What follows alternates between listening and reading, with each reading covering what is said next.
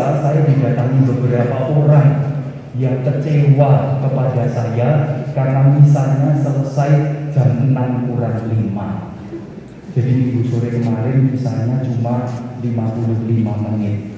Lalu ternyata ada yang kecewa. Maka untuk menghargai kekecewaan itu, hari ini misalnya 1,5 jam. Iya, lalu saya minta izin khotbahnya 30 menit. Nah, itu Bapak. Hari ini ada banyak Bapak Ibu yang bisa kita bahas dari bacaan-bacaan kitab suci. Kalau dari takhta suci jelas minggu ketiga, minggu biasa ketiga senantiasa diperingati sebagai hari Sabda Tuhan. Maka bacaan-bacaan kitab suci hari ini bicara tentang sabda-sabda Tuhan. Tetapi hari ini kita juga mengerti apa itu namanya pesta nama gereja kita, Gereja Santo Paulus Pringgulayan, yang peringatannya itu sudah hari Sabtu kemarin sebetulnya tanggal 25 dan ulang tahunnya juga kemarin, yang diklaim kita bersama itu kemarin. Lalu hari ini ekstensinya, maka sebagai ekstensi kita hari ini agak lama, nanti setelah bisa ada 10 macam sambutan, maka tolong tetap bertahan. Kalau Anda lelah, di sebelah utara gereja ada minuman yang diperjualbelikan, maka nanti setelah misa tolong mampir ke sana, gitu ya. Kasihan penjualnya, wis menteni ora di payoni, maka Anda wajib mayoni Bapak Ibu, gitu ya. Deal ya, amin ya. Nah, maka setelah misa tolong panja gerbangnya semuanya digembok. Pokoknya belum jam 11 ojo dibuka supaya sing dodolan do payu kabeh. Pokoknya itu deal gitu ya, panja. Karena yang khotbah saya maka yang punya kuasa saya. Nah, sekarang Bapak Ibu para saudari-saudara, saya mau mengomentari sedikit terkait dengan apa yang setiap kali kita misa selalu ada bagian yang namanya homili, selalu ada yang namanya khotbah. Bahkan kalau kita ibadah-ibadah di lingkungan, itu ada kalanya namanya khotbah atau homili. Lalu kadang-kala entah katekis, entah prodiakon, entah pastor, setiap kali ekaristi itu fokusnya pada khotbah dan homili. Karena memikirkan khotbah atau homili itu seperti memikirkan kiamat Bapak Ibu. Kalau tidak dipahami itu menjadi petaka bagi kami. Tanya pada suami istri panjenengan yang prodiakon, nasibnya juga sama. Kalau boleh memilih tidak berkhotbah, mereka tidak berkhotbah. Kalau boleh memilih tidak homili, saya pun tidak homili Bapak Ibu. Tetapi ya karena wajibnya pemimpin ibadah. Nah, yang pertama mari kita lihat bacaan pertama. Saya ingin menjelaskan kepada Bapak Ibu mengapa khotbah itu ada. Khotbah itu tidak khas Katolik Bapak Ibu, tidak khas Katolik dan bukan buatan gereja Katolik. Bahkan sebelum gereja itu ada, khotbah itu sudah ada. Mari kita lihat teks halaman berapa, saya tidak tahu, pokoknya bacaan pertama. Kalau bisa disorot ya silahkan disorot. Nah, bacaannya begini, khotbah itu apa sih? Nah, tadi dikatakan demikian. Adapun Ezra ahli kitab itu berdiri di atas mimbar kayu yang dibuat khusus untuk peristiwa itu. Nah, membaca sabda itu harus dari mimbar. Maka ini namanya mimbar. Jadi bacaan pertama hari ini mengajak kita untuk merayakan sabda. Maka kalau sabda itu dibacakan buat mimbar. Maka lingkungan-lingkungan kalau masih suka mengadakan perayaan ekaristi lingkungan, entah ujung lingkungan atau ujung apapun juga, buatlah mimbar. Itu titipan ya, titipan saya. Bukan, itu titipan kita perjanjian lama hari ini. Maka lingkungan-lingkungan mulai besok buatlah mimbar.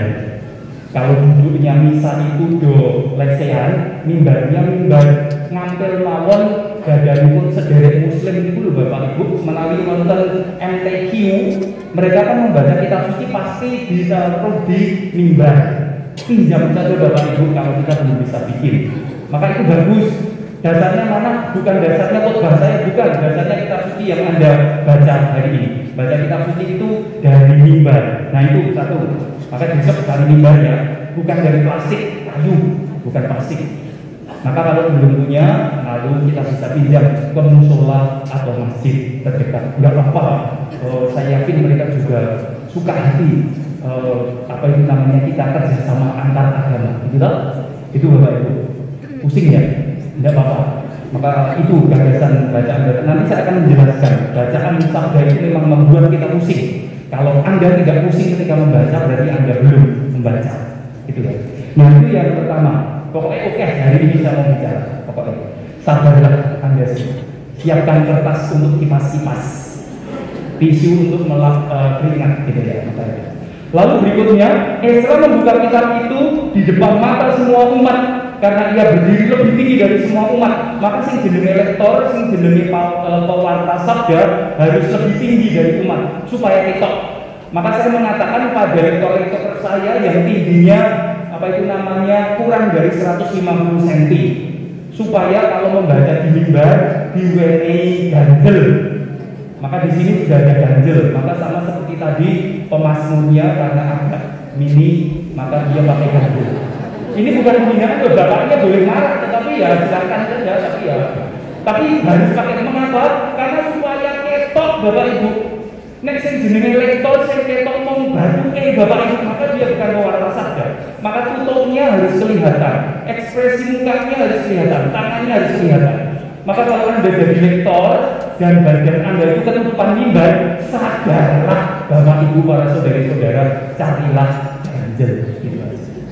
Itu bukan kata-kata saya, sekali lagi kata-kata kitab suci. Kalau kitab suci itu sabda Tuhan dan kita tidak mentaati, maka berdosalah kita. Atau kalau dalam bahasanya Santo Paulus, sing ngendikane menika pangayome awake dhewe bareng, cilakalah kalau kita tidak melaksanakan firman, ya kan? Maka laksanakanlah Bapak Ibu tanpa bantah-bantahan. Jangan membantah saya karena saya hanya membacakan kitab suci. Kalau ada yang mau membantah, bantahlah Ezra dan Nehemia, atau bantahlah Paulus. Mau ketemu Paulus? Mau segera? Mari mati terlebih dahulu. Maka kalau tidak ingin membantah, maka direvisi, nanti ada waktunya kita membantah mereka bertiga. Itu yang berikutnya, membaca lebih tinggi dari semua orang. Lalu pada waktu kitab itu dibaca, wong kabeh kudu meneng Bapak Ibu. Nah, kita dibaca dari ini. Maka kalau Injil itu dibacakan kita ngadep Bapak Ibu, itu bukan toto-toto Katolik murni, enggak, kita mewarisi dari tradisi perjanjian lama. Maka besok kita bisa mencoba bacaan pertama ketika dinyanyikan ngadep. Lalu Mazmur tanggapan ketika dinyanyikan ngadep, ya kan? Karena Mazmur itu juga bacaan. Maka saya sudah pernah mengatakan bacaan pertama itu bacaan pertama, bacaan kedua itu Mazmur antar bacaan, bacaan ketiga itu bacaan kedua, bacaan keempat itu baik pengantar Injil, bacaan kelima itu bacaan Injil. Maka bagus juga sih ngadep. Nek kuat, kalau tidak kuat ya berarti kan itu sejak bacaan pertama sampai Injil gitu loh. Tapi kalau kuat, tapi untungnya gereja Katolik itu baik hati. Anda berdirinya hanya ketika haleluya dan Injil, gitu loh. Nah itu dari sini lagi Bapak. Lalu Ezra memuji Tuhan Allah yang Maha Agung. Lalu semua orang menyambut amin amin amin dengan mengangkat tangan. Maka Bapak Ibu besok kalau kita demikianlah sabda Tuhan, syukur kepada Allah, itu Bapak Ibu. Maka kalau Allah Ibu mau syukur kepada Allah, pasur yang rodo ditepuk-tepuk, kita punya persoalan. Maka aminnya ini bergembira sambil mengatakan amin, haleluya. Begitu. Maka kalau ada tradisi teman-teman kita yang mengatakan amin terhadap sabda angkat tangan, mereka diblis loh. Anda jangan lagi mengatakan, kain mau kain ini kok enggak. Kita sih orang angkat tangan, malah moyo karena tidak menjadi pelaksana sabda.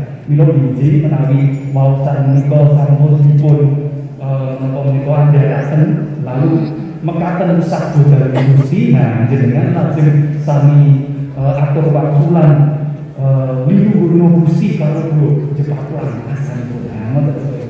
Amin, puji Tuhan gitu. Itu kitab suci Bapak Ibu. Sekali lagi kalau Anda tidak setuju maka baca sendiri kitab sucinya. Ini bukan karangan saya. Lalu berikutnya, kemudian mereka berlutut sujud menyembah Tuhan dengan muka sampai ke tanah. Bapak Ibu jangan-jangan hobi hari ini itu tidak perlu saya. Mahasiswa saya setiap hari Senin itu bisa khotbah untuk hari ini. Maka Bu Indah itu bisa khotbah, lalu Bu Anggit itu bisa khotbah. Ini siapa lagi yang di sini? Ngomong tetapi saya mahasiswa di Senin itu. Nah mereka semua bisa khotbah. Pak Petrus bisa khotbah. Bapak Ibu yang saya katakan baru saja. Kemudian mereka berlutut dan sujud menyembah kepada Tuhan, muka sampai ke tanah. Ini cara sembahyang Abraham sampai orang Israel. ini cocok-cocok, nyuwun saya Bapak Ibu sholat. Keluarga boleh tertawa, boleh tidak percaya, tetapi kalau ada diskusi dengan teman-teman kita Muslim, ini cocok-cocok sholat. Ketika Anda mendengar sabda, Anda berlutut sujud menyembah Tuhan sampai muka, sampai ke tangan. Apakah kita pernah menghormati sabda sampai menundukkan kepala, menyujud sampai ke tanah? Enggak. Oh, itu kata-kata suci. Maka dengan demikian jangan-jangan teman-teman kita Muslim itu lebih Katolik daripada kita. Anda boleh tertawa, boleh tidak percaya, itu kata-kata suci ini kok. Halo, bagaimana? Maka kita perlu belajar dari teman-teman kita Muslim karena mereka lebih Yahudi daripada kita, lebih Israel daripada kita, lebih Abrahamis daripada kita. Begitu Bapak. Maka besok ketika sabda Tuhan selesai dibacakan, nyuntulung nanti medal saking deretan bangku, lajeng sami sumujud sedaya. Nah, itu kata kita suci, bukan kata-kata saya Bapak Ibu. Itu ya. Maka ini bukan bahasa, tapi saya hanya ingin mengatakan. Nah, ini sekarang kita masuk ke bagian apa itu homili, apa itu khotbah. Bagian-bagian kitab suci itu dibacakan dengan jelas. Makanya mau kitab suci Bapak Ibu syarat menjadi lektor, katanya Bu siapa itu gubernurnya lektor kita, Bu Ati. Nah, syarat pertama itu adalah nek moco suarane banter, gitu aja. Bagian-bagian kitab suci dibacakan dengan jelas.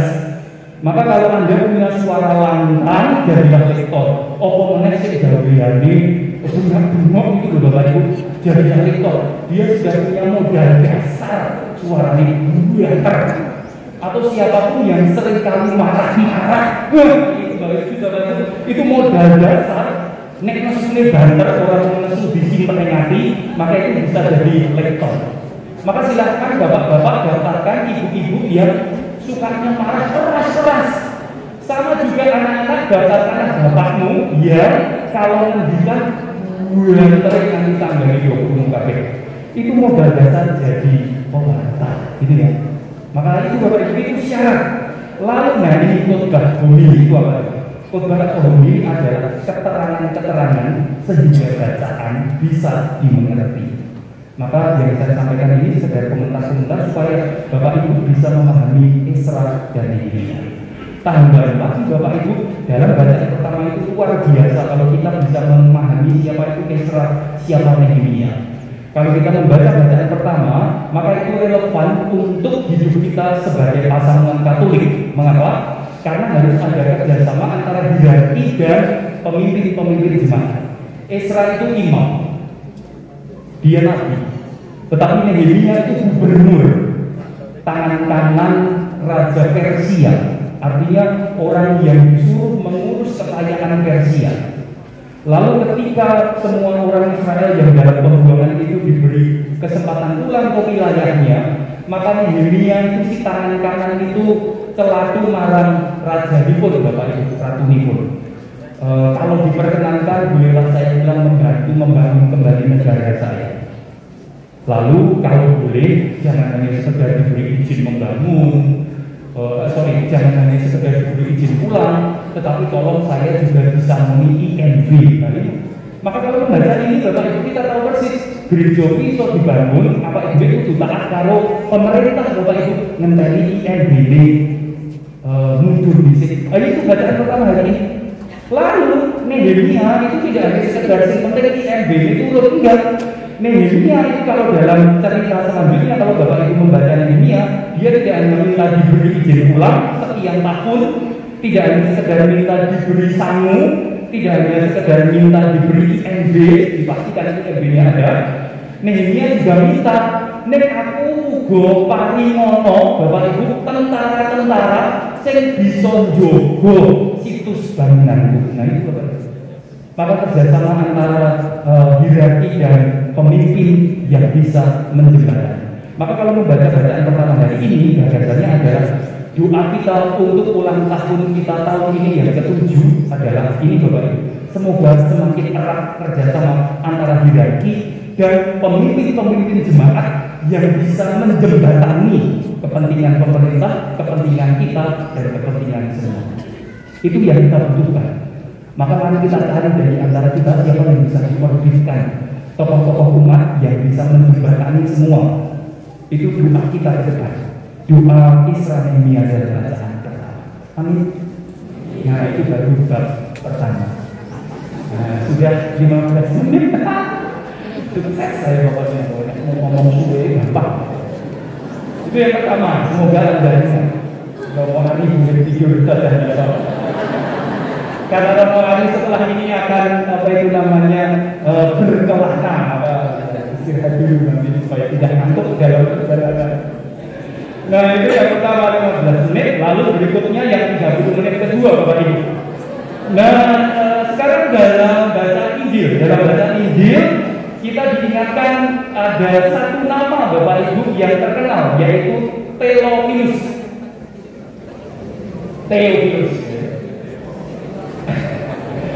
Theophilus itu Bapak Ibu, supaya kita tadi sebetulnya saya mau mengubah, saya tidak mau membacanya Theophilus karena Theophilus itu sebetulnya masih dilematis, masih problematis orangnya itu ada atau enggak. Anda yang bawa HP kalau ngecek di HP Anda masing-masing, apakah Theophilus itu benar-benar sosok yang historis atau enggak? Silahkan cari. Ahli kitab suci rupa-rupanya masih berdebat, betulkah ini orang yang betul-betul eksis atau hanya sekedar julukan akan sesuatu predikat. Nah, ternyata hari ini saya akan mengatakan Theophilus itu hanya sekedar predikat. Saya tidak mengingkari itu orang, tetapi predikat. Predikat untuk apa? Predikat untuk orang-orang yang mencintai Allah. Maka bacaan Injil hari ini sebetulnya kata-katanya adalah hai orang-orang yang mencintai Allah yang mulia. Nah, gitu Bapak. Maka kalau Anda cinta kepada Tuhan, maka Anda itu Theophilus. Maka Anda itu Theophilus, pecinta Tuhan. Maka kalau Anda masih suka sembahyang, itu maka Anda itu adalah Theophilus. Nah, kalau hari ini Kak Fatikan itu mengatakan hari Minggu biasa ketiga itu adalah Minggu Sabda Ilahi dari verbum Bapak Ibu, maka bacaan hari ini mengajak kita lebih spesifik. Orang yang mencintai Tuhan itu pertama-tama bukan orang yang sembahyang menurut peringatan hari ini, meskipun sembahyang itu juga kategorinya mencintai Tuhan, tetapi gagasan orang yang Theophilus mencintai Tuhan itu adalah pembaca firman. Nah, pertanyaannya silahkan ngacung Bapak Ibu, siapa yang setiap hari masih menyempatkan waktu membaca firman? Angkat tangan. Nah, itulah Theophilus. Yang lainnya mungkin apa orang itu. Jadi itu bacaannya. Jadi Theophilus itu artinya setiap hari memberi kesempatan saya membaca firman. Atau saya sedikit korting Bapak Ibu, setiap hari siapa yang membuka WA group dan yang dibaca adalah kutipan-kutipan kitab suci yang dikirim oleh siapa? Katakan. Wih, ada juga yang nah, ini bacaannya. Maka kalau kita mau menjadi Theophilus, maka bacalah firman. Mengapa membaca firman? Bacaan Injil hari ini Bapak Ibu memberikan teladannya. Tadi dikatakan kepadanya diberikan kitab Nabi Yesaya, dan setiap kali Tuhan Yesus datang ke rumah ibadah untuk membaca dari Alkitab. Pak Bu, kita baca Alkitab. Saya itu kadang-kala geli karena kadang-kala saya didatangi oleh orang muda Katolik atau orang-orang dewasa Katolik lalu bercerita pada saya, Romo, di kitab suci agama lain itu ternyata Yesus Kristus implisit diceritakan. Lah kok penebus Yesus malah salah pokok kitab suci sing liya piye? Lalu kalau ditanya, lah kowe maca kitab sucimu dhewe ora? Kowe mboten napa? Lah wonten kitab suci ne sanes mawon kula nonton Gusti Yesus kok maksud dadak maca kitab suci ne dhewe. Lah Bapak Ibu, maka mari kita baca kitab suci kita masing-masing. Siapa yang belum punya kitab suci angkat tangan? Nah, ini yo duwe kabeh kok. Maka sekurang-kurangnya satu orang satu gitu loh Bapak Ibu. Jangan serumah satu. Mantan-mantan Katolik itu juga sudah berkali-kali saya ingatkan. Bapak Ibu besok kalau Bapak Ibu ngersake putra putri panjenengan ijazah kalau Katolik, minta tolong sing numbasi Katolik ampun pelit, sing numbasi kitab suci ampun pelit. Biasanya Bapak Ibu niku paring menapa menika sarana karo hangen rosayone kalih, lilinge kalih, salite setunggal. Kita suci ning siji wae iku mengke bakal dadi rebutan Bapak Ibu. Sing putri mas sing maca kowe wae. Sing kakung iso duwe kowe wae.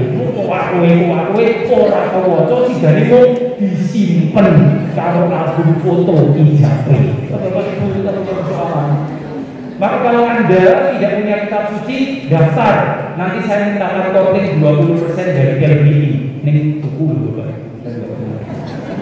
Saya mintakan korting 20% ya di data saya. Gitu ya. Jadi baca kitab suci itu bacaan tertentu.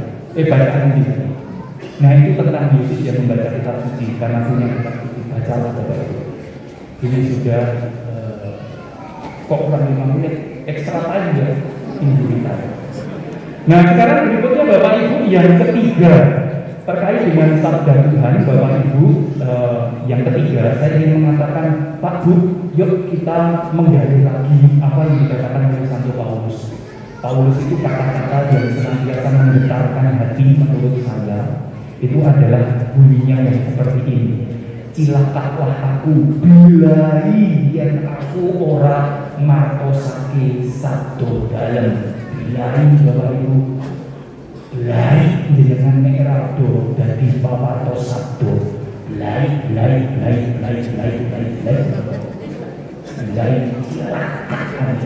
maka celaka bagi si Paulus itu Bapak. Nah ini saya tidak merasa bersalah mengatakan jenengan itu bakal bisa jadi orang celaka karena jenengan mengayomi pada Santo Paulus. Bagi Paulus celaka itu bukan karena saya di PHK, enggak. Paulus itu di PHK enggak merasa celaka, ya toh? Dia itu kan di PHK jadi guru Farisi, tapi dia tidak merasa celaka. Bahkan Paulus mengatakan, untung aku di PHK, saiki aku iso dadi penyebar sabda Tuhan. Gitu Bapak. Maka besok kalau ada di PHK gitu, untung aku di PHK, saiki aku ada di PHK. Enggak sih, tapi aku akan jadi pewarta sabda. Itu kata Paulus. Maka Paulus juga mengatakan semuanya yang dulu itu saya banggakan sekarang anggap apa? Sampah hanya demi Injil. Maka itu kata Paulus.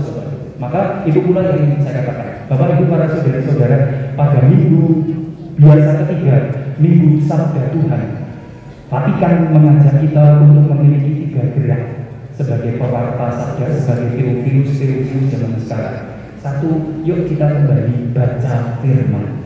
Baca, Bapak Ibu. Pertama harus baca. Lalu kedua, biarkanlah firman memporak-porandakan, membongkar, menghajar hati dan pikiran kita. Kalau firman yang kita baca itu hanya lewat begitu saja, maka ada yang salah. Kalau menurut ajaran Gereja Katolik, kalau firman itu mau berdaya guna, ketika kita baca harus sama seperti baca Injil. Setan itu membocok nanti itu. Jadi sabda itu kalau benar Anda baca, Anda pikirkan, Anda pertimbangkan, Anda lelimbang, maka pikiran, hati, dan budi Anda akan terganggu, goyah, panik, bingung. Nah itu berarti. Maka siapa yang membaca firman selalu bingung, angkat tangan. Oh berarti teman-teman kalau itu benar. Kalau Anda mengatakan saya membaca firman selalu bingung, betul Bapak Ibu itu kata ajaran Gereja Katolik. Maka bacalah dan rasakanlah kebingungannya Bapak Ibu. Dan kalau kita bingung, maka kita berpikir jangan piye. Nah setelah jangan piye, kita tahu Bapak Ibu, tahap yang ketiga, wartakanlah itu kepada siapapun juga. Ini yang diwartakan, aku bingungnya, ya aku bingung, itu ngomong apa? Hanya bingung diwartos itu yang nopo Bapak Ibu tangganya itu ngelu bingung enggak, maka baca bingunglah sendiri nganti tuntas, nek wis ketok wartakan kepada sing liya gitu Bapak. 3 itu saja. Maka minggu sabda Tuhan mengajak kita baca bingunglah, dan kalau sudah mari anggone bingung wartakan. Amin. Amin. Nah, kita itu yang ketiga. Sudah ya? Enggak, masih kurang 15 menit. sekarang non Alkitabiah Bapak Ibu. Nah, ini bisa dua jam kalau non Alkitabiah. Nah, Bapak Ibu para saudari-saudara, mohon restu Pak saya lupa ya.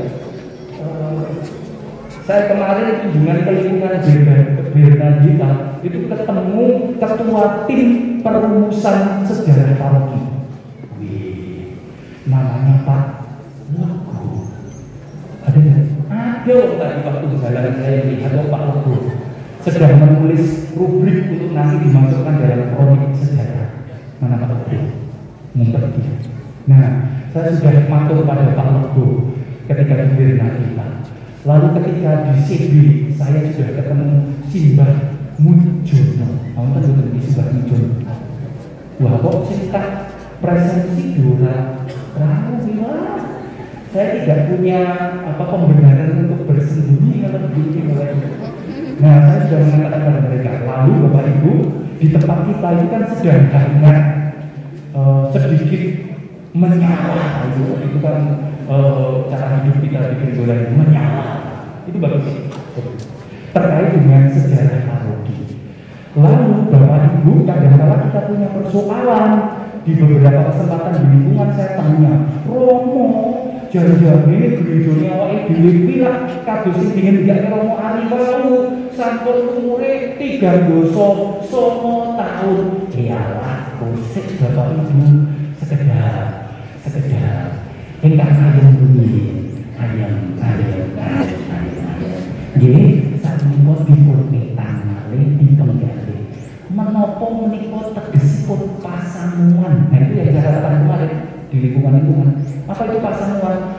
Pasamuan itu Bapak Ibu perkumpulan orang-orang beriman. Nah yang menjadi persoalan Bapak Ibu kalau kita belajar dari paroki-paroki yang lain yang lebih purba dari kita. Paroki purba itu mana? Purba Wargayana itu purba. Lalu Purbayana Purbagoro itu bukan Purba itu. Jadi kalau yang Purba itu, kalau itu gerejanya madep wiwit kapan? Nah Pak Mujono kalau ini saya Bapak Ibu nalika paring pangandikan. Biyen Romo jaman kuwi isih enom. Niki kula edit sithik-sithik di Bapak Ibu mergane kula mboten kelingan cekok. Oh, jaman iki isih enom riyen pas gereja niku peletakan batu pertama. Pas angin gede, udan deras dan ini disetujui oleh Pak Danbu Tanah. Nah gitu, pas udan deras, nah silakan dicek. Jadi Bapak Ibu itu peletakan batu pertama. Lah nek gerejanya awake dhewe madheke wiwit kapan? Sekali lagi mari kita belajar dari gereja yang purba, gereja dari awal. Sejarah berdirinya gereja itu biasanya ditandai dengan kapan di lingkungan Etan Bintaran itu pertama kali diresmikan ada misa secara teratur. Lajeng Simbah Mujono Romo menawi ngaten gerejane awak dhewe kudune luwih tuwa mbangane 39 tahun. Haler Mbak. Jadi Bapak Ibu kalau kita bicara gerejaku umure sekian tahun, Anda harus cek kembali dipimpin oleh Pak Legowo. Pak Lego Bernadita, carilah di sejarah Bintaran kapan pertama kali lingkungan Jaban Bintaran, Etan Bintaran diberi jadwal misa. Nah itulah jadinya pertama kali madri pasamuan peribadatan. Lalu ketika saya di Bernadita terus sembugani Bapak Ibu, lalu sudah itu satu lingkungan Bapak Ibu, tiba-tiba sejarah gereja madri pasamuan wes ono telu. Wisata lingkungan di Bapak Ibu Bernadita. Ada yang mengatakan madheke tanggal 15 Agustus tahun piro bukan ngerti Bapak Ibu. Satu lalu mengatakan misa pertama 15 Agustus Maria Assunta. Lalu orang dua mengatakan malam Setu. Lalu berikutnya ada yang mengatakan malam Minggu. Nah saat ini wis ribut mau dibidik Bapak Ibu. Lalu saya mengatakan kepada Pak Mujono, lalu kepada Pak Lego, Pak Mujono, nek Mbah Naryo tasih sugeng, nek Mbah Tantomo tasih sugeng, sing dados seksinipun mateki misa sepisanan monggo sami dipadosi ya menika mateki pasamuan Bapak Ibu. Maka kalau tadi betul, kalau kita 39 itu 39 usia bangunan gereja kita lama. Tapi agak salah juga. Mengapa? Karena sudah 2 tahun gereja lama kita non-existing lagi. Maka gereja kita lama itu usianya kalau dilihat dari gelirnya, maka kita perlu rendah hati mengatakan no more. Tidak ada lagi. Maka selesai usia bangunan kita 37 tahun. Tetapi sebagai kenangan dulu pernah ada Pak Simon putranya Pak Mujono itu mengatakan Romo diperingati saja pertaan batu pertama. Nah kalau pertaan batu pertamanya bisa 39 tahun. Tetapi Anda juga ditambah lagi. Maka nanti kalau di teks misa Bapak Ibu tulisannya oke banget. Maduke pasaran Tribulayan mbok tahun piro. Maduke gereja perdana artinya gedung pertama 86.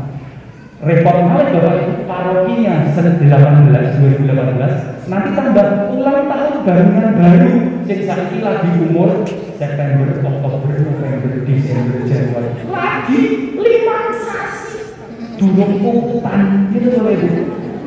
Maka kita punya macam-macam untuk dipengerti Bapak Ibu. Nah maka mumpung para Pini Yosua menika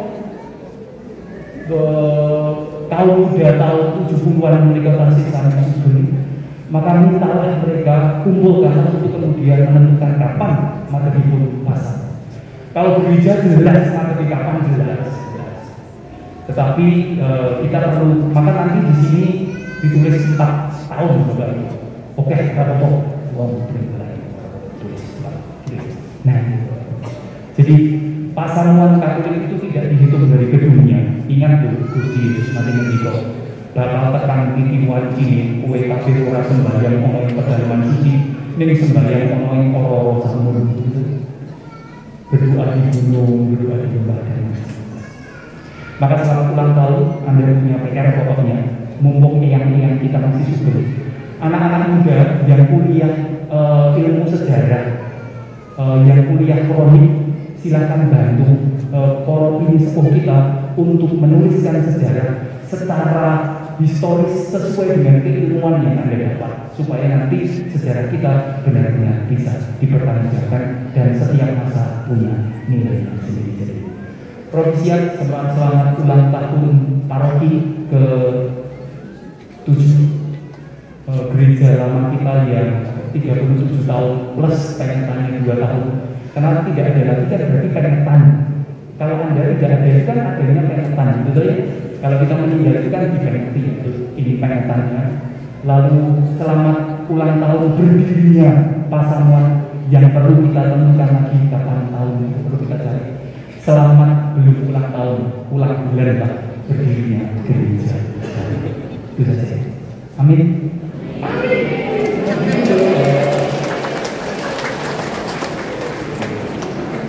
Dimuliakan nama Tuhan ini dan sepanjang segala masa. Amin. Mari kita sejenak.